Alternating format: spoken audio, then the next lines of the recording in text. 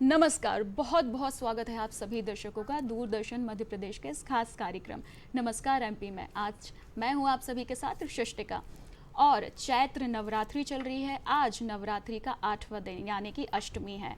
तो आप सभी को सबसे पहले अष्टमी की ढेर सारी शुभकामनाएं। जैसे कि हमेशा हम तिथि की बात करते हैं, लेकिन तिथि के पहले आप सभी को यहाँ पर याद दिलाना चाहूँगी कि नमस्कार एमपी एक लाइव फ़ोन इन कार्यक्रम है। जी हाँ, आप हमसे जुड़ सकते हैं फ़ोन के माध्यम से। तो फ़ोन हमें करने के लिए हमारे फ़ोन नंबर्स आपको नोट डाउन करने होंगे। तो आइए आपको फ़ोन नंबर्स मैं बता देती हूँ। हमारा जो लैंडलाइन नंबर है वो है 0755266049। इसी के साथ एक टोल फ्री नंबर भी आप उपयोग कर सकते हैं 1800233040। जी हाँ, तो इन फ़ोन नंबर्स के माध्यम से आप हमसे जुड़ सकते हैं, अपने प्रश्न हम तक पहुंचा सकते हैं। ये नंबर्स आप अपनी टीवी स्क्रीन पर भी देख सकते हैं। तो चलिए अब क्रम के अनुसार चलते हैं और बताते हैं आपको कि क्या है आज की तिथि। विक्रम संवत 2080, माह है चैत्र और आज है चैत्र की शुक्ल पक्ष की अष्टमी। तारीख है 29 मार्च और दिन है बुधवार। इसी के साथ कामना करती हूँ कि आप सभी का आज का दिन मंगलमय हो। आगे बढ़ेंगे और आपके साथ साझा करेंगे आज का सुविचार। तो आइए देखते हैं कि क्या कह रहा है आज का सुविचार। अपना व्यवहार हमेशा गणित के शून्य की तरह रखें। जो स्वयं कोई कीमत नहीं रखता है, लेकिन दूसरों के साथ जुड़ने पर उसकी कीमत बढ़ा देता है।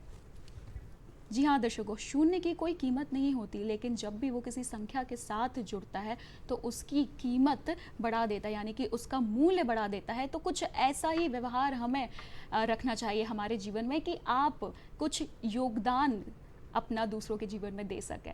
बिल्कुल, तो ये था आज का विचार और इसके साथ आगे बढ़ेंगे और देखेंगे कि क्या घटनाएं घटी थी आज के दिन इतिहास में 29 मार्च के दिन। 29 मार्च 1549 में ब्राज़ील की पहली राजधानी सल्वाडोर द बहिया की नींव डली थी। सन 1798 में स्विट्जरलैंड गणराज्य बना था। सन 1804 में हैती में हजारों गोरे लोगों की हत्या की गई थी। सन 1857 में सिपाही मंगल पांडे भारत में ब्रिटिश शासन के खिलाफ बंगाल नेटिव इन्फेंट्री विद्रोह में और लंबे समय से चल रहे सिपाही स्वतंत्रता संग्राम की स्वतंत्रता सेनानी के रूप में जाने गए थे। सन 1901 में ऑस्ट्रेलिया में पहला संघीय चुनाव हुआ था। सन 1913 में हिंदी के प्रसिद्ध कवि और लेखक भवानी प्रसाद जी का जन्म हुआ था। इन्हें हिंदी साहित्य के महत्वपूर्ण योगदान के लिए साहित्य अकादमी पुरस्कार से भी नवाजा गया था। सन 1953 में हिलारी तथा तेंजिंग नॉर्गे द्वारा विश्व की सर्वोच्च चोटी माउंट एवरेस्ट पर विजय प्राप्त की गई थी। सन 2001 में संयुक्त राज्य अमेरिका का ग्लोबल वार्मिंग पर क्योटो संधि को मानने से इनकार कर दिया था। सन 2003 में टर्की एयरलाइंस विमान के अपहर्ताओं ने आत्मसमर्पण किया था।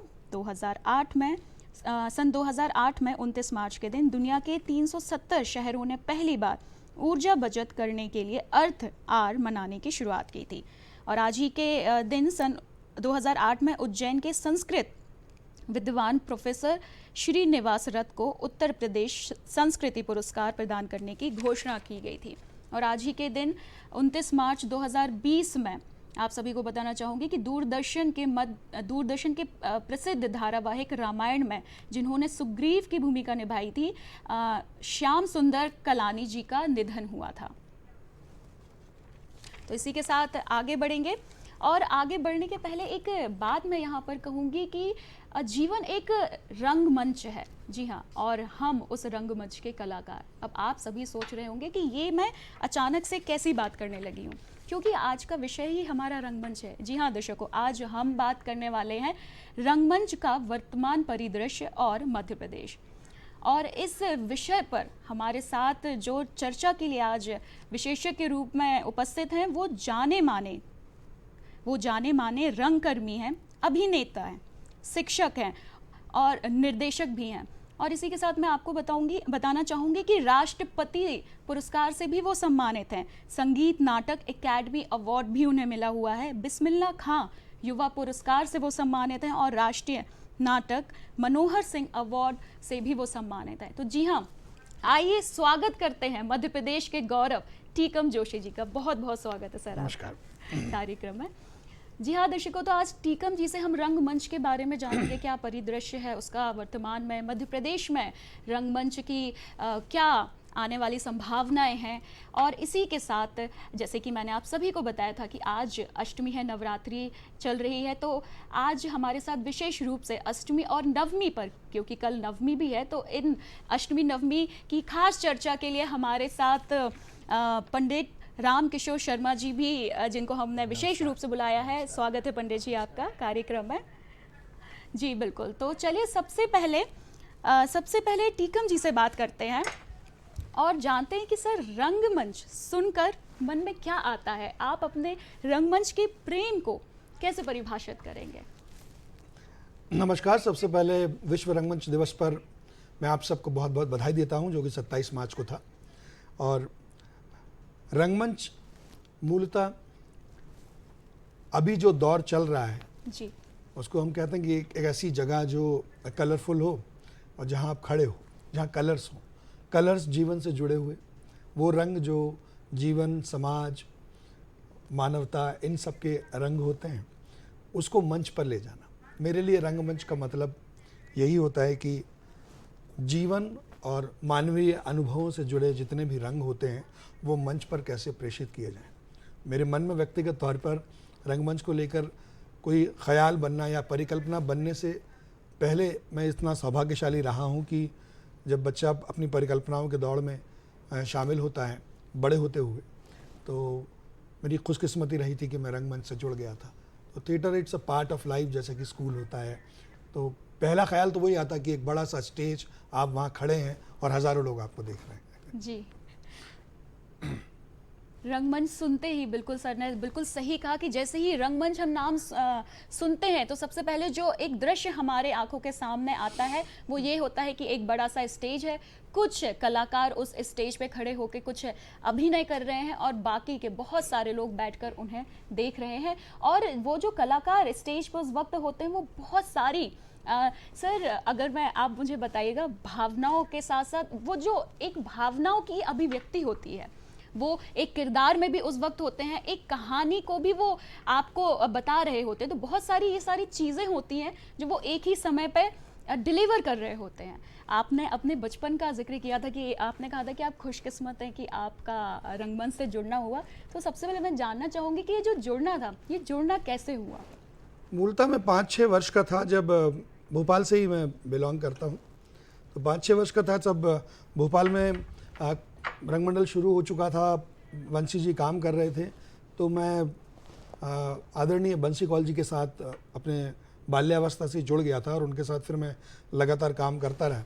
खुशकिस्मती की बात थी कि उस समय रंगमंडल भारत भवन भी चल रहा था। एलबीटी रंगशी लिटिल बैले ट्रूप आदरणीय स्वर्गीय श्री प्रभात गांगुली जी वो भी यहाँ थे, विभा मिश्रा जी यहाँ थी, और ऐसे बहुत सारे राष्ट्रीय स्तर के प्रतिष्ठित निर्देशक इस शहर में काम कर रहे थे। तो मुझे उन सब से अपने बचपन के दौरान जुड़ने का मौका मिला और वो प्रक्रिया फिर जी सर आपके बचपन की जो कहानी है ये बिल्कुल हम जानना चाहेंगे, हमारे दर्शक भी बेशक जानना चाहेंगे। लेकिन यहाँ पर मैं आपको रोकना चाहूँगी क्योंकि एक कॉलर हमारे साथ जुड़ गए हैं। अशोक जी, आप जबलपुर से हमसे जुड़े हैं, स्वागत है आपका।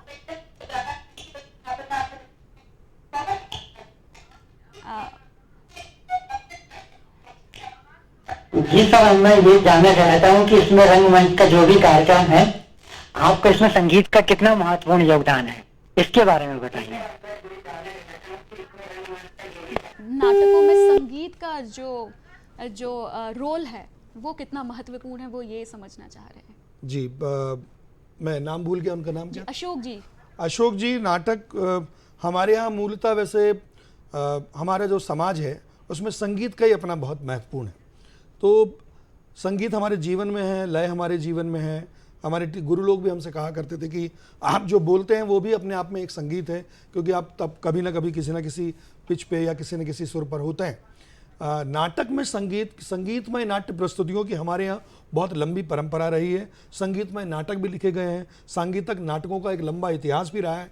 तो संगीत के बिना नाटक मुझे नहीं लगता कि कोई परिकल्पना की जा सकती है, क्योंकि हमारा जिस तरह का परिवेश है, मैं विदेशी रंगमंच की बात नहीं कर रहा हूँ, पर भारतीय रंगमंच में संगीत के बिना रंगमंच मुझे तो नहीं लगता कि संभव हो पाएगा, या संभव हो सकता है। जी बिल्कुल। और इसी के साथ एक और कॉलर हमारे साथ दमोह से जुड़ गए हैं। महेंद्र जी, स्वागत है आपका, प्रश्न रखें।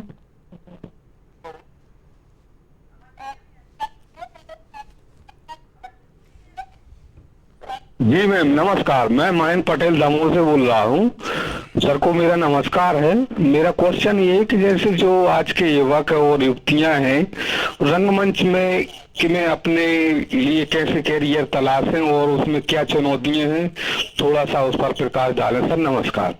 जी बिल्कुल, इस बारे में भी हम आगे बात करने वाले हैं कि रंगमंच से संबंधित जो शिक्षा संबंधित जानकारियां भी हम आपको देने वाले थे, लेकिन सर यहाँ पर अब क्योंकि प्रश्न कर लिया महेंद्र जी ने, तो मैं चाहूँगी कि आप उनके प्रश्न का उत्तर। महेंद्र जी, मैं सिर्फ एक ही बात कहना चाहूँगा, अगर हम रंगमंच को एक विषय और एक सामाजिक आवश्यकता के तौर पर देखेंगे, तो जब हम उसमें काम करेंगे तो हम अपना कैरियर उसमें तलाश रहे हैं। मेरा व्यक्तिगत तौर पर यह मानना है कि आप जब किसी विधा को, किसी जगह को अपना समय और ऊर्जा देते हैं, तो ये असंभव बात है कि वो जगह और वो स्पेस आपको रिस्पॉन्ड ना करे। थिएटर में ये है कि मैं बिल्कुल इस बात से इत्तेफाक नहीं रखता कि रंगमंच में कैरियर कैसे बनाया जाए। आज की तारीख में रंगमंच में बहुत सारे ऑप्शंस हैं। आप एकेडमिक रूप से भी रंगमंच में सक्रिय हो सकते हैं, प्रोफेशनल रूप से भी सक्रिय हो सकते हैं, बहुत सारे म्यूजिकल्स हो रहे हैं। लेकिन हाँ, हमें इस बात का ज़रूर ध्यान रखना पड़ेगा कि हम उसको कितनी इंपॉर्टेंस दे रहे हैं। रंगमंच का, मराठी रंगमंच हो या बंगाली रंगमंच हो, एक्टर्स प्रोफेशनली होते हैं, पेड किए जाते हैं, गुजराती रंगमंच में भी किए जाते हैं। हिंदी रंगमंच में वो माहौल नहीं है, वो माहौल कहीं कहीं जगह पे है। मैं खुद इसका बहुत बड़ा उदाहरण हूँ। मैंने अपने जीवन में सबसे ज़्यादा रंगमंच किया है और उसी से अपनी जीविका चलाई है, इस बिलीव के साथ कि मैं इस माध्यम को अपनी ऊर्जा दे रहा हूँ तो ये मुझे रिस्पॉन्ड करेगा। बस ये है कि हमें थोड़ा सोचने का नज़रिया बदलना पड़ेगा। हमें अपने घर में ये कन्विंस कराना पड़ेगा कि ये एक विधा जो है ये महत्वपूर्ण है, ये समाज का एक महत्वपूर्ण हिस्सा है और इसमें कैरियर बनाया जा सकता है। कैरियर के लिए बहुत सारे ऑप्शन हैं। आजकल तो वैसे भी संस्कृति विभाग और इतनी सारी स्कीमें चला रहा है, इतने सारे प्रोजेक्ट्स दे रहा है, इतनी सारी ग्रांटें हैं, उसके बाद भी पर सवाल वहीं आके खड़ा रहता है कि अगर हमारी काम में क्वालिटी है तो हम रंगमंच में आराम से अपना कैरियर तलाश सकते हैं।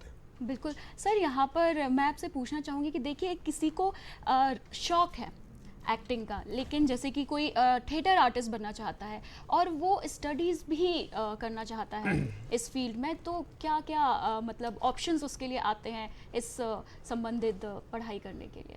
देखिए, अगर आप पढ़ाई में इंटरेस्ट हैं या रंगमंच की शिक्षा विधिवत रूप से प्राप्त करना चाहते हैं, बहुत सारी स्कॉलरशिप्स हैं, ICCR की हैं, सेंट्रल गवर्नमेंट की फेलोशिप है। उसके अलावा राज्यों में अलग अलग जगहों पर बहुत सारी यूनिवर्सिटीज़ में परफॉर्मिंग आर्ट डिपार्टमेंट हैं। उसके अलावा बहुत सारे विद्यालय भी हैं। भारत हिंदू नाट्य अकादमी लखनऊ में है जो एक 2 वर्ष का कोर्स कराता है। मध्य प्रदेश नाट्य विद्यालय भी इस साल से 2 वर्ष का कोर्स करा रहा है। राष्ट्रीय नाट्य विद्यालय, आप वहाँ अप्लाई कर सकते हैं।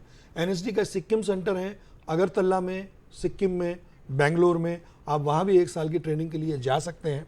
अपनी पढ़ाई ख़त्म करने के बाद मूलतः हमें उसको हायर एजुकेशन की तरफ ले जाना है, तो ये सारे इंस्टीट्यूशन में ग्रेजुएशन के बाद आप जा सकते हैं।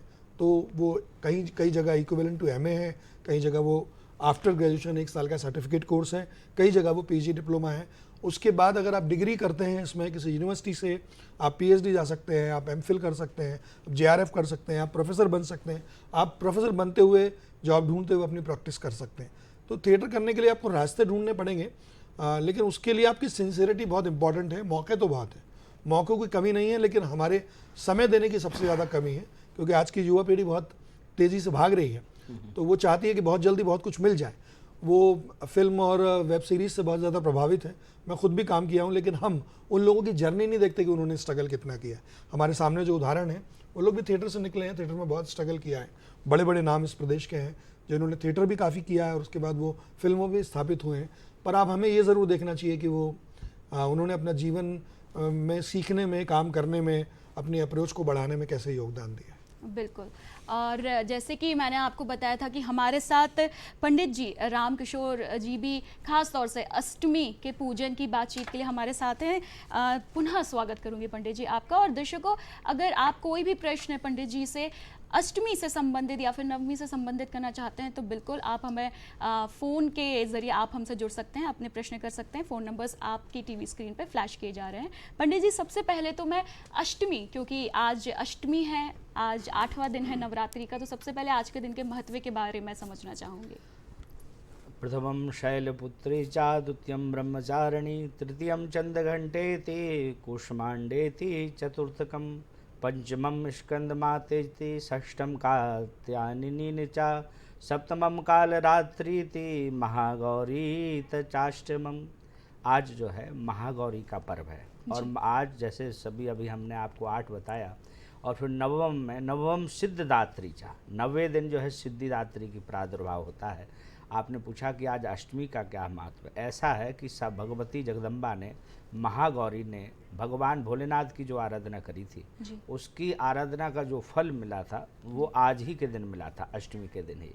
और इसीलिए जो साधक इतने दिनों से उपासना कर रहे हैं भगवती की, निरंतर भगवती के आराधना में संलग्नित हैं, समाहित हैं, चाहे वो पूजा पाठ के माध्यम से, कई लोग दुर्गा सप्तशती का पाठ करते हैं, कई लोग अपने घरों में भजन आदि का तैयारी करते हैं, भजन गाते हैं, और कई साधक जो है इसी समय नवरात्र में अपने षड चक्र के अपने ही अंदर जाने के लिए मूलाधार से लेकर ब्रह्मरंध्र की यात्रा करते हैं। और वह यात्रा अष्टम दिन में जो है लगभग पूर्णता की ओर रहती है। और आज की रात्रि बड़ी विशेष होती है, इसलिए अष्टमी की रात्रि को प्रायः आपने देखा होगा बहुत सारे साधक जो है हवन पूजन करते हैं। वैसे तो हर रात्रि, 9 रात्र के सब रात्रि ही विशेष हैं, लेकिन अष्टमी की रात्रि और नौवीं की रात्रि ये विशेष होती हैं। तो अष्टमी की आराधना जब आप करेंगे तो ये महागौरी का दिन है, तपस्या का फल मिलने का दिन है। और जो साधक लोग भगवती की जगदम्बा की आराधना कर रहे थे, आज उनको फल मिलते नज़र आ रहा है। तो यही अष्टमी का विशेष महत्व है।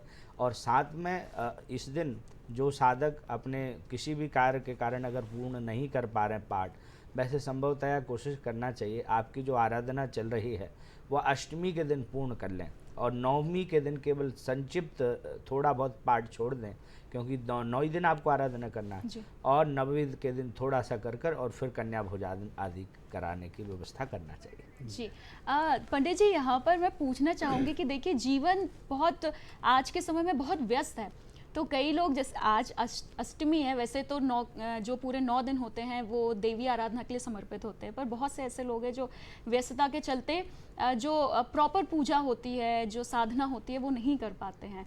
तो क्या 8वें दिन पूजन करके कोई ऐसा विधान कि 8वें दिन पूजन करके आप वो फल पा सके जो आप 9 दिन की पूजा करके पाते हैं? देखिए, अपने यहाँ ऐसा कहा है, ये जो अष्टमी और नवमी है ये दिन विशेष माने गए हैं। क्यों? क्योंकि जितने भी भक्त लोग हैं वो भक्त प्रायः जो है या तो उनके यहाँ अष्टमी की पूजन होगी या फिर किन्हीं किन्हीं के घरों में नवमी की पूजन होती है। तो ये जैसे आपने कहा कि 9 दिन वो आराधना नहीं कर पा रहा है, कम से कम वो 1 दिन तो आराधना कर रहा है। और ऐसा वो भक्त अपने मन में बिल्कुल ना लाए कि हमने 9 दिन पूजा नहीं करी है, सब लोग तो 9 दिन तक पूजा कर रहे हैं, और उसके मन में क्षोभ ना लाए कि हमने नहीं कर पाए, ऐसा नहीं।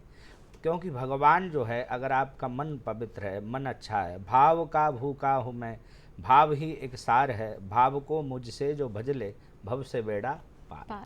तो इसलिए बस उस समय वो अपने मन में किसी भी प्रकार की गिलानी ना लाए, और जैसी आराधना वो 9 दिन नहीं कर पाया, इस दिन भी अगर वो जो है भगवती का नाम जप करे, दुर्गा सप्तशती का पाठ करे, अगर नहीं आता तो वो जो है दुर्गा चालीसा का पाठ करे, और ओम ऐं ह्रीं क्लीं चामुंडाय विच्चे इस बीज मंत्र का नाम करे। सतनाम प्रवक्ष्यामि, जैसे दुर्गा जी के 100 नाम 108 नाम हैं, उनका पाठ करे।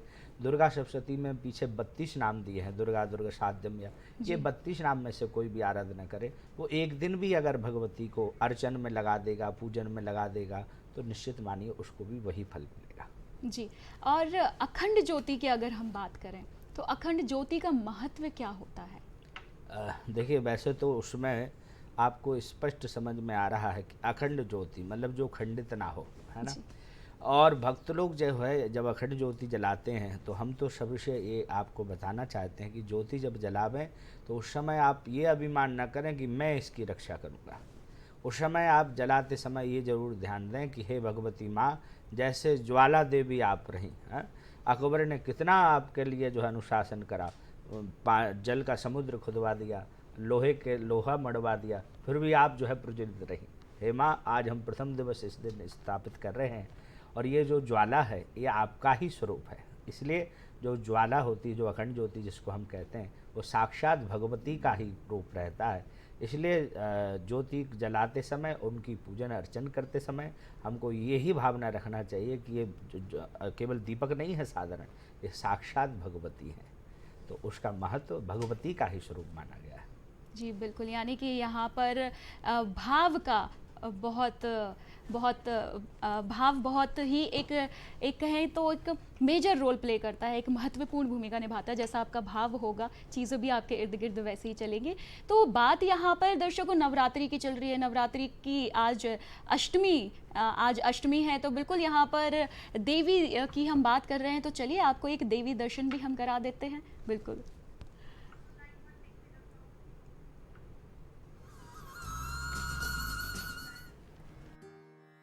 कालजयी कवि कालिदास और उज्जैन के सम्राटों की आराध्य देवी मां गढ़कालिका का ये मंदिर पुराने उज्जैन में आज भी शोभायमान है।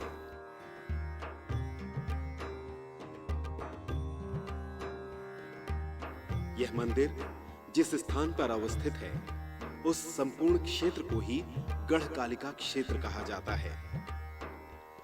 महाकवि कालिदास, राजा विक्रमादित्य यहां साधनाएं करते थे। सम्राट हर्षवर्धन ने ईस्वी सन 606 में इस मंदिर का जीर्णोद्धार करवाया था। सिंदूर युक्त भव्य प्रतिमा के मस्तक पर चंद्रमा सुशोभित है तथा दाएं बाएं महालक्ष्मी व महासरस्वती की प्रतिमाएं स्थापित हैं। कहा जाता है कि उज्जैन के महाकवि कालिदास को शास्त्रों का दिव्य ज्ञान इसी मंदिर से मिला था। त्रिपुरा महात्म्य के अनुसार देश के 12 शक्तिपीठों में से यह छठा स्थान है। यह मंदिर जिस स्थान पर है वहां पुरानी अवंतिका नगरी बसी हुई थी। कालांतर में धूलकोट के कारण यह दब गई थी। गढ़ की देवी होने के कारण इनका नाम गढ़कालिका पड़ा।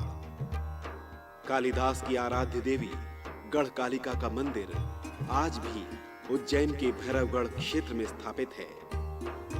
माता का स्वरूप काफी प्रसन्नतादायक है। मूर्ति में चांदी के दांतों का भी आकर्षक प्रयोग किया गया है। माता की मूर्ति सिंदूर वर्णी है, जिसका प्रातः से ही स्नान, अभिषेक व श्रृंगार पंडितों द्वारा किया जाता है। मंदिर के अंदर गणेश जी की प्राचीन पौराणिक प्रतिमा है। सामने ही पुरातन हनुमान मंदिर है। इस मंदिर की रक्षा हनुमान जी की ये सेना 24 घंटे करती है।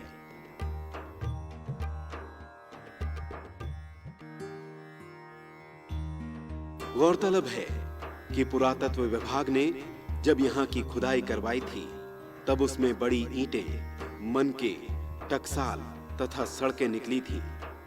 इससे यह अनुमान लगाया गया कि यह स्थान ईसा पूर्व 500 वर्ष पुराना है। गढ़कालिका के मंदिर में मां कालिका के दर्शन के लिए रोज हजारों भक्तों की भीड़ जुटती है।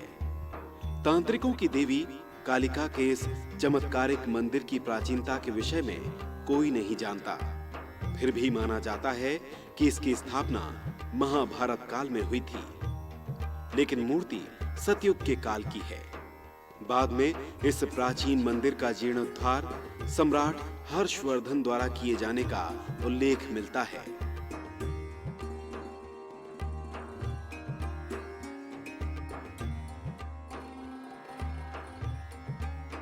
स्टेट काल में ग्वालियर के महाराजा ने इसका पुनर्निर्माण कराया।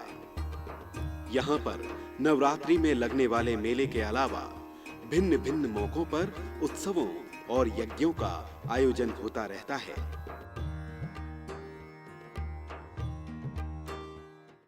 आपको पर्यटन पर लेकर गए थे राजा विक्रमादित्य द्वारा बसाई हुई नगरी उज्जैन। जी हाँ, और वहाँ पर हमने देखा वहाँ गढ़काली का मंदिर में हम आपको लेकर गए थे, जहाँ पे काली देवी के हमने दर्शन करे हैं। देखिए, व्यस्तता के चलते संभव तो नहीं है कि हम हर देवी दर्शन कर पाएँ, तो हमारी एक कोशिश थी कि आपको घर बैठे ही हम एक देवी दर्शन करा दें। और इतिहास के अनुसार ये 500 साल पुराना मंदिर है और ये एक सिद्ध मंदिर है। तो आइए पंडित जी से जानते हैं कि पंडित जी क्या कहना चाहेंगे आप गढ़काली का मंदिर जो हमने क्लिप में अभी देखा, तो गढ़काली का मंदिर के बारे में आप क्या बताएंगे हमारे दर्शकों को? देखिए, उज्जैन के राजा हुए विक्रमादित्य जी। और जो हमारा जैसे हम लोग जो है पुराना संवत्सर जो नया साल है, जी। प्रायः हम लोगों को एक पता है कि 1 जनवरी माने नया साल।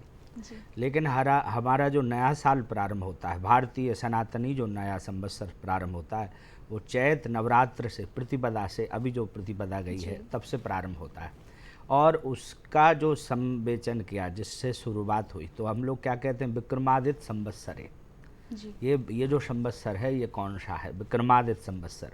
और इसी नवरात्र से हमारा नया साल शुरू होता है राजा के कारण। अब जैसे आपने कहा कि गढ़काली भगवती का क्या महत्व है, राजा विक्रमादित्य की वो आराध्या थी और 2 देवी वहाँ उज्जैन में प्रसिद्ध हैं। एक आपने गढ़कालिका के दर्शन कराए। गढ़कालिका देखिए, जीवन में कालिका जो है शत्रुओं का दमन करती हैं। जब देखिए, राजाओं के तो वैसे ही बहुत सारे शत्रु रहते हैं, और हरसिद्धि माता का भी आप उज्जैन में दर्शन करेंगे, वो भी राजा विक्रमादित्य की आराध्या थी। और ये देवी जो है आराध्या पूजन करती थी हरसिद्धि की, वो मनोकामनाओं के लिए और शत्रुओं को दमन करने के लिए गढ़कालिका का पूजन करते थे। इसलिए आप लोग ये जो भक्त ने देखा है, आप लोग ज़रूर, अगर कोई ऐसी परेशानी तो गढ़काली के दर्शन करने जरूर जाइए। उनकी आराध्या रही हैं गढ़कालिका देवी। जी बिल्कुल, और कहते भी हैं कि जब भी आप देवी देवताओं के दर्शन करते हैं तो जो भी परेशानियां होती हैं वो अपने आप ही आपसे दूरी बना लेती हैं। चलते हैं वापस टीकम सर के पास। और सर, जैसे कि हम बात कर रहे थे, वैसे तो हमने शिक्षा पर बात करी, लेकिन यहाँ पर उसके पहले हम बात कर रहे थे आपके सफ़र के बारे में, आपकी कैसे शुरुआत हुई। मैं सबसे ये जानना चाहूँगी कि आपको जो पहचान मिली वो कब मिली और किस नाटक से मिली? मूलतः हम लोग सब जो शुरुआत करते हैं ना, वो एमेच्योर ग्रुप से ही, इवनिंग ग्रुप्स के साथ ही काम करते हैं। तो हम लोग भोपाल में काम करते रहे थे। जब मेरा राष्ट्रीय नाट्य विद्यालय में सिलेक्शन हुआ तो वो एक मध्य प्रदेश में प्रतिष्ठित पहचान मिली कि भाई मध्य प्रदेश से, भोपाल से एक रंगकर्मी राष्ट्रीय नाट्य विद्यालय में गए हैं। उसके बाद राष्ट्रीय नाट्य विद्यालय का एक रंगमंडल है जिसमें हमने 6 साल काम किया है। वहाँ लगभग 22 प्ले में मैंने 19 प्ले में मेन रोल किया था, और वो एक ज़बरदस्त मेरा अचीवमेंट था, जिससे मैं पूरे राष्ट्रीय स्तर पर लोग मुझे एक अभिनेता के तौर पर पहचानने लगे। उसके अलावा कुछ ऐसी प्रस्तुतियाँ भी रही जो बहुत बड़े कैनवास पर हुई हैं, जैसे कि पुराने किले में हमने अंधायुग, फिरोज शाह कोटला जो दिल्ली में स्थित है, वहाँ पे हमने अंधायुग की एक प्रस्तुति की थी। एक गांधी पे मैंने एक सोलो परफॉर्मेंस किया था वो, और रेपेटरी का दौर प्लस कुछ अंबेडकर पे भी हमने एक पूरी प्रस्तुति थी म्यूजिकल, बहुत बड़ी ग्रैंड जवाहरलाल नेहरू स्टेडियम में वो हुआ था। तो ये सिलसिला एक्चुअली शुरू हुआ रंगमंडल से, जहाँ से पहचान बननी शुरू हुई, क्योंकि राष्ट्रीय नाट्य विद्यालय रंगमंडल जो है वो बहुत महत्वपूर्ण जगह है किसी भी अभिनेता के लिए। तो वहाँ जब 6 साल काम किए हमने, हज़ारों शोज़ किए। उसके अलावा एक बॉलीवुड का म्यूजिकल हुआ करता था गुड़गांव में, जिसके मैंने करीब 3000 शो किए हैं जंगूरा नाम से। तो वो एक बहुत महत्वपूर्ण उपलब्धि थी। तो जब आप लगातार काम करते रहते हो तो मुझे लगता है कि पहचान बन जाती है, लोग आपको जानने लगते हैं, पहचानने लगते हैं। सर, दूरदर्शन से भी आपका काफ़ी पुराना नाता रहा है, तो दूरदर्शन के साथ कैसी यादें रही हैं उसके बारे में मैं चाहूँगी। दूरदर्शन के साथ मेरा बड़ा लंबा साबका रहा है, क्योंकि राष्ट्रीय चैनल पर हम लोगों ने, क्योंकि जीना इसी का नाम है, 500 एपिसोड उसके किए थे। उसके अलावा मंटो पे हमने एक लंबा सीक्वेंस उस पर किया है। प्रेमचंद पे हमने बहुत बड़ा काम किया है। अब भोपाल दूरदर्शन के लिए हमने हसीना मंजिल नाम से एक टेलीफिल्म बनाई थी, इसमें मैंने मेन रोल किया था। तो सर क्यों ना हसीना मंजिल की यादें थोड़ा सा ताज़ा कर लीजिए। कुछ क्लिप्स हमारे साथ है तो आइए साझा करते हैं। Please please. जल्दी चलाइए ना। हाँ ठीक है, माल पहुंचाना है। जैसे ही काम खत्म होगा हाँ, तुरंत वापस आ जाइएगा। हम कहाँ जाएंगे? ज्यादा इधर उधर घूमने की जरूरत नहीं है। अरे नहीं। हाँ, और लौटते में ठीक जगह पर मिल जाइएगा, ठीक है? अरे अरे रोको ना, क्या हुआ? हमें उतरना है। अरे हसीना, मैं भी साथ चलती हूँ। ओहो, तो ये है इसका सुपारी, एक बार देख ही लेता हूँ। साइकिल का चैनवा भी अभी खराब होना था। ये देख, कुलसुम का बच्ची धड़ाधड़ चले जा रही है। अरे ठहर, लग जा, लग जा, लग।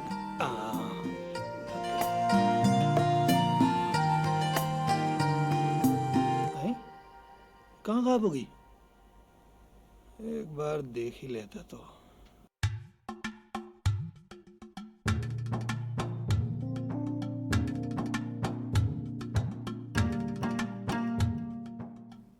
आओ ना भाभी। क्या हुआ लल्ला? अरे इसे काहे?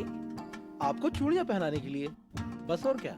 अजीब बात करता है, हमने कब कहा था? सर कैसा बहुत अच्छा लगा इस क्लिप को देखकर। सर ये जो यादों के झरोकों से जो झांका हमने थोड़ा सा, कैसा, मैं जानना चाहूँगी आप क्या महसूस कर रहे हैं? मुझे बहुत अच्छा लग रहा है क्योंकि ख़ास तौर से जब स्टेज पर आप काम करते हैं तो उसकी रिहर्सल करते हैं 1-1.5 महीने, तो वो एक एक्सपीरियंस आपके माइंड में, शरीर में रहता है जी। और मूलतः जब हम इस तरह के मीडिया में काम करते हैं तो सारा जो हमारा कंसंट्रेशन होता है वो शूटिंग के दौरान ही होता है। जी। इस सीरियल की अच्छी बात थी कि हम लोगों ने काफ़ी एंजॉय किया था। आपके यहाँ की एक व्यक्ति हैं मोहन द्विवेदी जी, उन्होंने इसको डायरेक्ट किया था, उन्होंने मुझे रोल ऑफर किया था कि उपन्यास बहुत अच्छा था उषा किरण जी का, और हमने इसको काफ़ी लंबा शूट किया था, पूरे मध्य प्रदेश में शूट किया था। तो इसमें एक हम लोगों ने जर्नी कैरी की थी जो आमतौर पर जब हम मीडिया में काम करते हैं ना तो वो आगे पीछे शूट होता है, पर इसमें बहुत सिलसिलेवार में हम ढंग से शूट किया था। तो इसका एक्सपीरियंस तो मेरा बहुत ज़बरदस्त था क्योंकि एक किरदार को एक पूरे तरीके से जीने का लंबा 4 या 5 एपिसोड है शायद इसके जो, तो वो एक अद्भुत अनुभव था। मूलतः जब आप कैमरा के सामने होते हैं तो आप कौन सा सीन कब हो रहा है वो सब चलता रहता है। इसमें हमने सिलसिले में शूट किया था, ये अच्छी बात थी। जी सर लगभग कितने साल पहले की बात है ये तो मुझे लग रहा है कि क्योंकि काफी लंबा नाता रहा है आपका। ये मेरे ख्याल से 12-14 साल तो हो गए होंगे। 14 साल पहले। पहले। फिर तो सर बिल्कुल आपको बहुत अच्छा लगा होगा ये यादें जो दूर हमारे आज कार्यक्रम के माध्यम से ताज़ा हुई है।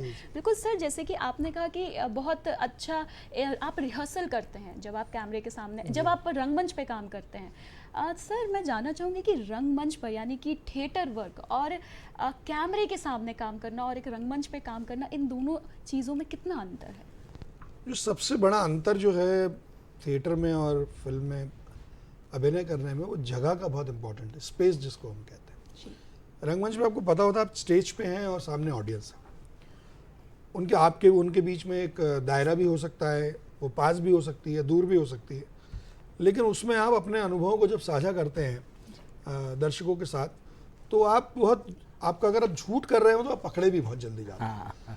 तो वो उसमें अगर आप थोड़ा सा भी अपने अंतर्मन में थोड़ा सा भी चोरी करते हैं तो आप सीधे सीधे पकड़े जाते हैं। फिल्मों में ये गुंजाइश होती है कि दर्शक नहीं होते, चूंकि कैमरा होता है सामने, तो अगर आपका एक बार ट्रूथफुल मूवमेंट नहीं बना आप दोबारा उसको कर सकते हैं। पर कैमरे के सामने एक बड़ी महत्वपूर्ण बात है कि जब आप पूरे मन से, पूरे ट्रूथफुलनेस से करते हैं तो वो आपके इतने क्लोज होता है कि वो आपके आंख से समझ जाता है कि आप सच कर रहे हैं कि झूठ कर रहे हैं। तो कैमरे के अपने अलग चैलेंजेस हैं और थिएटर के अपने चैलेंजेस हैं, पर हाँ कंसंट्रेशन की ज़रूरत शायद दोनों में बहुत ज़बरदस्त पड़ती है, क्योंकि आपका जो आंतरिक मन है और आंतरिक मौन है उसको आपको बहुत साध के रखना पड़ता है। जी बिल्कुल सही कहा, जो आंतरिक मन है उस समय मन जो हमारे टीकम सर ने कहा, उस समय मन स्थिर होना बहुत आवश्यक है। और उस समय अगर आपका जरा सा मन भटका कि वो आप चाहे कैमरा में हो और चाहे आप रंगमंच में हो, दोनों जगह मामला गड़बड़ हो सकता है। अभी आप विक्रमादित्य की बात कर रहे थे, हमने अभी नाट्य विद्यालय के साथ आदि विक्रमादित्य नाम से एक प्रस्तुति की है बच्चों के साथ, और अभी 27 को ही उसका शो हुआ है वाह वाह वाह। आदि विक्रमादित्य पे। जी बिल्कुल। पंडित जी, जैसे कि आपने जो बात कही बिल्कुल सही कही कि जो मन है उसका स्थिर होना बहुत ज़रूरी है। तो मैं जानना चाहूँगी कि जब आप आराधना करते हो, पूजन करते हो, तो तब भी, क्योंकि अक्सर ऐसा होता है कि हम पूजा तो भगवान के सामने बैठे हैं, पूजा कर रहे हैं, लेकिन मन हमारा ये बोल रहा है कि घड़ी की सुइयाँ आगे बढ़ रही है, हमारा समय हो रहा है जाने का। देखिए, जब हम भगवान की पूजन करते हैं या जैसे रंगमंच हो या कोई भी हो, तो उस समय हमको हमारा मन बड़ा साधना चाहिए। ये जो रंगमंच है ना, ये रंगमंच भी एक साधना है, और बिना साधना के व्यक्ति अभिनेता या प्रसिद्ध नहीं बन सकता। आपने देखा होगा, जो व्यक्ति अपने को, अब मान के चलिए कोई रंगमंच पे हरिश्चंद्र का रोल कर रहा है, और वो हरिश्चंद्र को बिल्कुल अपने में जब समाहित कर लेगा, तो बिल्कुल उसके हाव भाव, तब वो एकदम सबको भाता है और सारे लोग उसकी बड़ी प्रशंसा करते हैं, और वही व्यक्ति फिर प्रसिद्धि पाता है।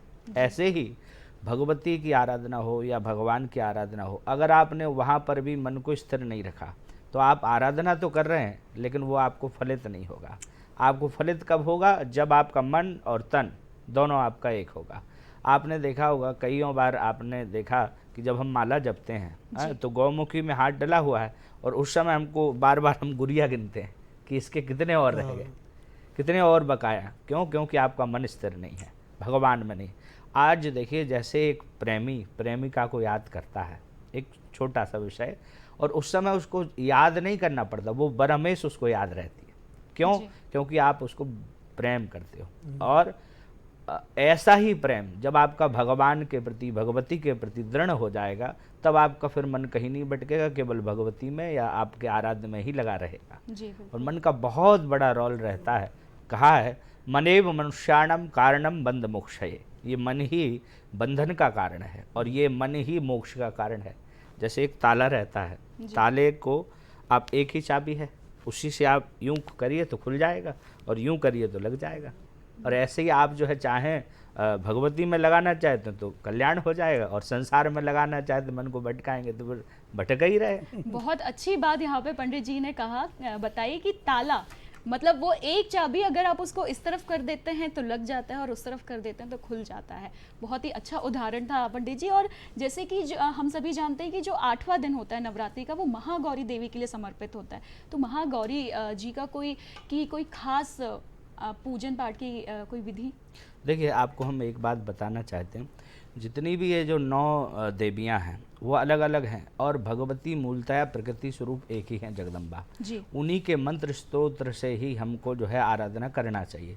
हाँ, ये है जैसे महागौरी है, तो महागौरी ओम गौरीयै नमः, इस मंत्र का आप जाप कर सकते हैं। जैसे काली है, काल रात्रि का 7वां दिवस गया, तो ओम क्रीम काल रात्रै नमः, अलग अलग देवी का मंत्र आप जाप कर सकते हैं। बाकी आपको 9 दिन अलग अलग देवी को स्मरण तो करना है, लेकिन जो प्रमुख रूप से माँ भगवती का जो विग्रह बैठा है, आपने कभी देखा होगा, एक फ़ोटो बड़ी बीच में विग्रह भगवती का रहता है, और उसके आसपास जो है 9 देवी रहती हैं। लेकिन हमको मूल जो हमारा स्थान है वो भगवती में ही लगाना है, और इन जो अलग अलग आराधना है देवियों की, इनकी हमको नमस्कार करना है, उस दिन के लिए आराधना करना है। जैसे नवरात्र में हर दिन का अलग अलग भोग होता है, किस दिन मालपुआ लगाया जाता है, गुड़ का भोग लगाया जाता है, सीताफल का भोग लगाया जाता है, और खीर का भोग लगाया जाता है। तो अलग अलग 9 दिन का है, लेकिन हमको आराधना में मूल रूप से भगवती का ही पूजन करना है। महागौरी के दिन आपको ओम गौरीयै नमः इस प्रकार का मंत्र का आप जाप कर सकते हैं। और भगवती के लिए आज के जो आप आराधना करें, उसमें विशेष रूप से माँ भगवती गौरी का रूप समझकर और आराधना करिए, फल आपको मिलेगा।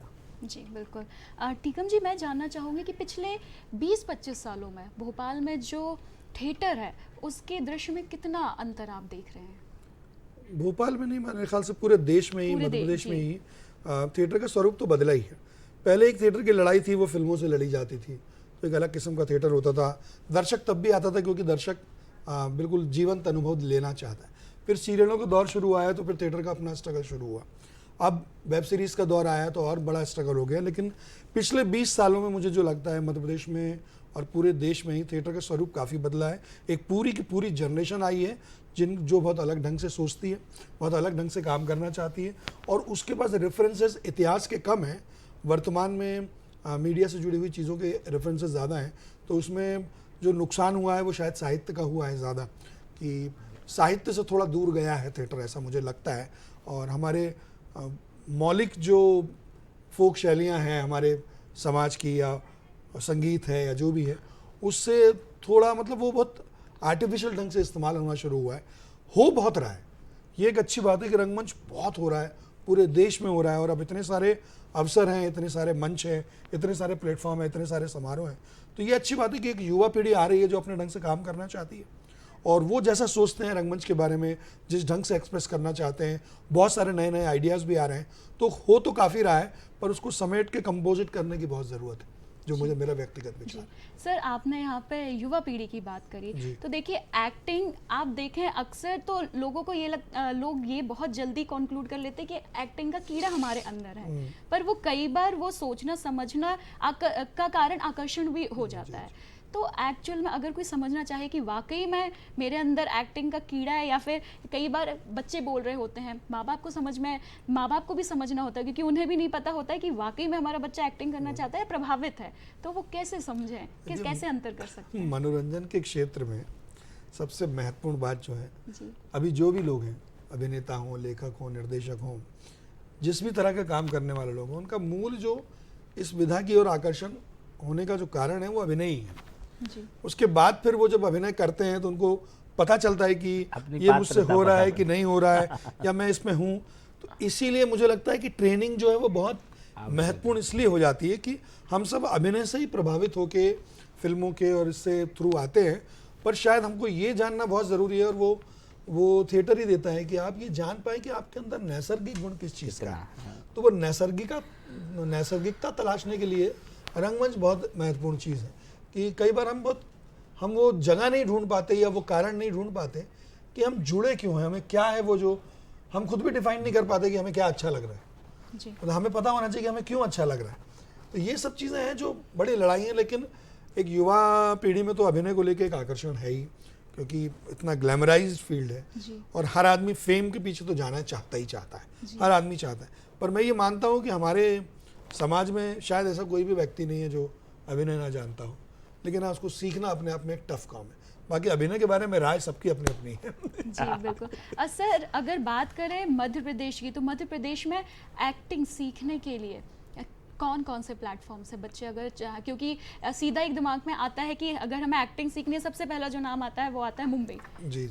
तो आप इस बारे में देखिए, मुंबई वही बात है कि हम लोग इस बात को डिफ्रेंशिएट कर नहीं पाते कि अगर आपको मुंबई जाना है, अभिनय सीखना है, तो आप टाइम वेस्ट ही मत कीजिए, आप फिर उस दिशा में काम कीजिए। क्योंकि फिल्मों का जो अभिनय होता है ना, मैं वहीं से बात जोड़ देना चाहता हूँ कि फिल्मों में जो अभिनेता का कंट्रीब्यूशन होता है ना, वो उतना नहीं होता जितना मंच पर होता है, क्योंकि वहाँ कैमरा भी होता है, टेक्नोलॉजी होती है, एडिटर होता है, वो आपको कैसे शूट कर रहा है या कैसे वो आपको दिखा रहा है, उसमें बहुत सारी टेक्निकल चीज़ें बड़ी इंपॉर्टेंट हो जाती हैं। तो आप ये सोचते हो कि आप तो अच्छा अभिनय कर रहे हो, आपको ये नहीं पता कि एडिटर आपको किस ढंग से दिखा रहा है, तो वो ऑलमोस्ट 50% एरिया जो है वो टेक्निकलिटीज़ में चला जाता है। अगर आपको मुंबई जाना है तो आप किसी फिल्म इंस्टीट्यूशंस में जाइए, थिएटर की एक नैसर्गिक बेसिक काम करके जाइए। लेकिन मध्य प्रदेश में अगर आपको काम करना है तो मध्य प्रदेश में लगभग 50-60 या कम से कम 200-300 ऐसे ग्रुप हैं जो हर शहर में कुछ काम कर रहे हैं। तो प्राथमिक शिक्षा के लिए आप किसी रंगमंच के समूह को ज्वाइन कर सकते हैं। नाट्य विद्यालय है, और मानसिंह में भी MA है इन थिएटर है, सागर में भी परफॉर्मिंग आर्ट का है। तो ऐसे डिपार्टमेंट्स तो हैं अगर आप शुरुआत करना चाहते हैं। लेकिन मुझे ये लगता है कि अगर आपको कहीं और जाना है तो फिर आप इसमें समय वेस्ट मत कीजिए। मूलतः होता क्या है कि रंगमंच में लोग आते हैं, उसको समय कम देते हैं। तो यहाँ की अधूरी ट्रेनिंग लेके मुंबई जाना, फिर वहाँ स्ट्रगल करना, ट्रेनिंग करके जाओ, बिना ट्रेनिंग करके जाओ, मुंबई जाके आपको हर आदमी को जीरो से शुरू करना पड़ता है। ये एक महत्वपूर्ण बात। तो इसलिए अपनी तैयारी जो है बहुत अच्छी होनी चाहिए। और मध्य प्रदेश में नहीं, पूरे देश में बहुत सारी ऐसी जगह हैं।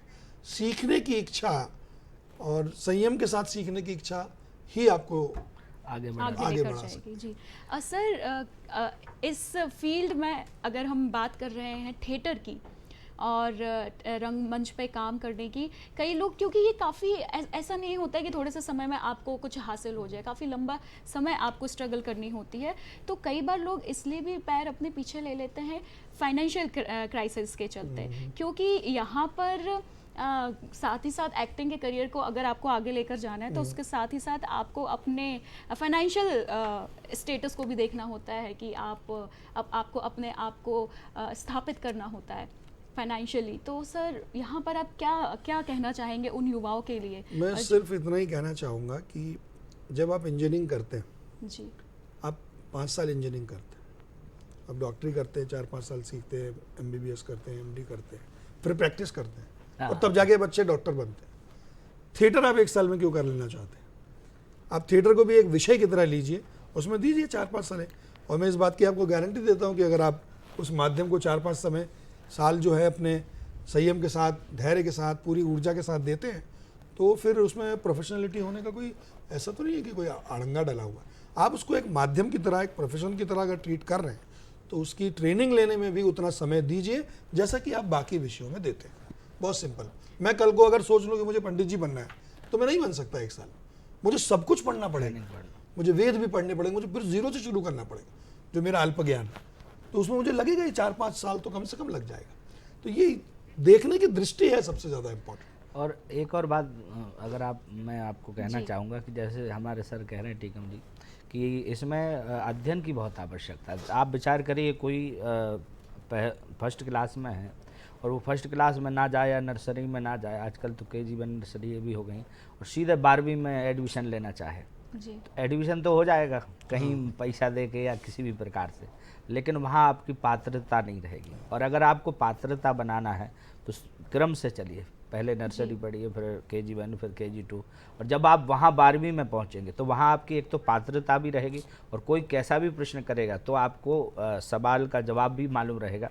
और आप उसमें वो जो विद्या है, जैसे रंगमंच की जो विद्या है, और इसका हमको ऐसा लगता है कि हर व्यक्ति को, जैसे सर ने कहा कि सीधा मुंबई भी जा सकता है, वो मुंबई जाएगा, सफल होगा नहीं होगा वो अलग विषय है, लेकिन हमारा ऐसा भी सोचना है कि अगर रंगमंच में वो उसने अपना समय दिया तो निश्चित है वो इतना तो कलाकार बन ही जाएगा कि जीवन भर उसका काम अपने आप चल जाएगा। जी बिल्कुल। पंडित जी यहाँ पर मैं जानना चाहूँगी क्योंकि कल नवमी है तो कल राम नवमी, यहाँ पर मैं जानना चाहूँगी कि आप राम नवमी के महत्व को बताएं और कल के पूजन से संबंधित जानकारी भी दें। बहुत अच्छा प्रश्न आपका है। देखिए कल जो है रामनवमी है जी, और राम हमारे इस भारत के, हमारे सनातन के, भारत नहीं विश्व के, जी, क्योंकि भगवान को विश्व भरम कहा है और विश्व के आराध्य हैं। और कल रामनवमी है, राम जी का प्रादुर्भाव है, जन्मोत्सव है। भय प्रगट कृपाला दीन दयाला कौशल्या हितकारी, तो कौशल्या के यहाँ कल उनका जन्म हुआ था। तो हमारा सारा भारतवर्ष कल जो है, देखिए भगवान राम जो है ठीक दिन के 12 बजे आए और श्याम जी ठीक रात के 12 बजे आए, कृष्ण जी। और भगवान का कल जो है जन्मोत्सव भी है और कल ही दुर्गा नवमी भी है। तो कल दुर्गा नवमी है तो भक्तों को जो है देवी की आराधना करना है, कन्या भोज आदि कराना है, और राम जी के उसके कारण बड़ा महत्व बढ़ गया। इसीलिए ऐसा कहा है कि चैत की जो नवरात्र होती है, चैत नवरात्र में भक्तों को दुर्गा सप्तशती का तो पाठ आप कर ही रहे हैं, लेकिन अगर आप नवा पारायण करते हैं तो उसका बहुत विशेष फल होता है। और आपके जीवन में नवा पारायण मतलब रामायण में पाठ दिए हैं, मतलब जो पूरी रामायण को 9 दिन में पूर्ण करना, आप उसको पढ़ेंगे, उसमें लिखा है प्रथम मतलब पारायण, द्वितीय पारायण रामायण में दिया है। तो ये नवा पारायण अगर आप 9 दिन में कंप्लीट करते हैं तो आप पाएंगे कि आपके जीवन में हर चीज़ अपने आप ही मिलेगी है। और राम जी का प्रादुर्भाव भी है। विप्रधैन सुर संत हित लीज मनुज अवतार, निज इच्छा निर्मित तनु माया गुण गोपार। भगवान आते हैं कब? जब विप्र पर कष्ट होता है, जब धैनु माने गैया, और आज विडम्बना यही है, गैया ही ज़्यादा परेशान है। विप्र धैनु, सुर माने देवता और संत, इन पर जब कष्ट होता है तब भगवान राम जी का प्रादुर्भाव होता है। तो कल भगवान का बढ़िया राम जन्मोत्सव है और भक्तों से निवेदन है कल अपने घरों में बढ़िया धूमधाम से राम जी का अभिषेक करें, रामलला का पूजन करें, और जैसे आप अपने घरों में बच्चों का जन्मोत्सव मनाते हैं ऐसे ही अपने घरों में दिया जलाएं, कोई बढ़िया मिठाई प्रसाद बनावें और राम जी को लगावें, और सब कौशल्या ने जायो ललना में बेदन में सुन आई। और बढ़िया धूमधाम से राम जी का जन्मोत्सव मनाए। और जो भगवती की आराधना कर रहे हैं उनकी भी आराधना का आज पूर्ण दिवस है। आज एक और विडम्बना ये हो चली है कि हम लोग अष्टमी नवमी को कन्या भोज कराते हैं, लेकिन आप देवी भागवत जी पढ़िए। देवी भागवत जी में लिखा है कि प्रतिदिन कन्या भोज का नियम है। और कैसा कराना है, पहले दिन में 1, प्रतिपदा को 1, दूसरे दिन में 2, तीसरे दिन में 3, ऐसे करके एक एक कन्या बढ़ती जाएगी। अगर अष्टमी है तो 8 कन्याओं का विधान है, नवमी है तो 9 दिन, ऐसे करके अगर आप भोजन कराते हैं कन्याओं को। हम लोगों ने क्या सोच लिया कि जब अष्टमी नवमी होगी हमारी कुलदेव हम अपनी, आज का जो मनुष्य है ना वो अपना शॉर्टकट देखता है कि भगवान का भोग तो बनेगा ही, कुलदेवी की पूजा होगी, कन्या को और जिबा देते। लेकिन अगर आप प्रतिदिन भगवती आराधना करेंगे, कन्या का पूजन करेंगे तो आपको और विशेष फल मिलेगा। और साथ में एक और चीज़, कन्या कौन है? कन्या को कहा कि कालिका भद्रिका, कौन कालिका है कौन भद्रिका है। कन्या भोज में भी हमको ये चीज़ ध्यान देना चाहिए। 2 वर्ष 1 वर्ष की कन्या को कन्या भोज में नहीं लिया गया, 2 वर्ष से लेके 10 वर्ष की कन्या को ही कन्या में गिनना चाहिए। बाकी जो कन्याएं हैं ऐसा नहीं कि आप उनको नहीं बिठाएंगे, लेकिन अगर आपका संकल्प है कि हमें 5 कन्या 9 कन्या बिठानी है तो ये उम्र का जरूर ध्यान रखिए, 2 से 10 के बीच। जी बिल्कुल। टीकम सर, आपकी ऋषि कपूर जी के साथ एक फिल्म आई थी चिंटू जी, मैं चाहूँगी कि आप उसके बारे में बताएं। वो हमने करीब 2007 में शूट की थी और उसमें मैं एक महत्वपूर्ण रोल कर रहा था उनके सेक्रेटरी का। जी।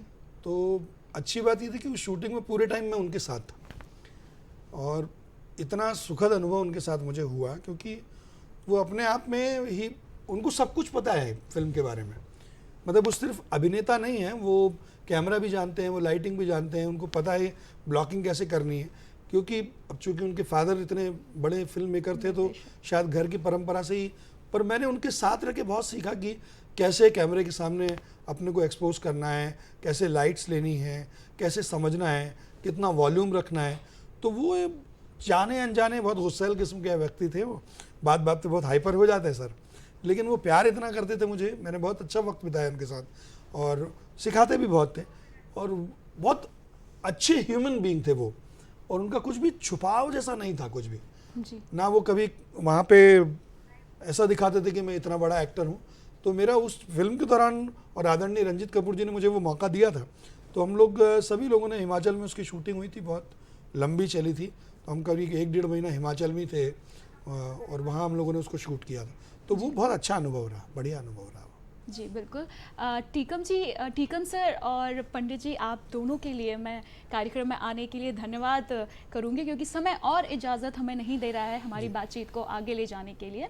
तो बहुत बहुत धन्यवाद पुनः हमारे कार्यक्रम में आने के लिए। बहुत बहुत धन्यवाद। तो दर्शकों, उम्मीद करती हूँ कि आज का हमारा यह अंक आप सभी को पसंद आया होगा। अगले अंक में आपसे फिर मिलना होगा, तब तक के लिए मुझे अनुमति दीजिए। नमस्कार।